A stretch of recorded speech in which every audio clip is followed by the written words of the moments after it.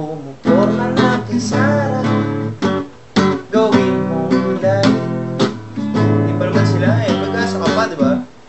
Ang dami pang trabaho, gawin mong light. Aba, madami negosyo, diba pare? Tinitext ka na ni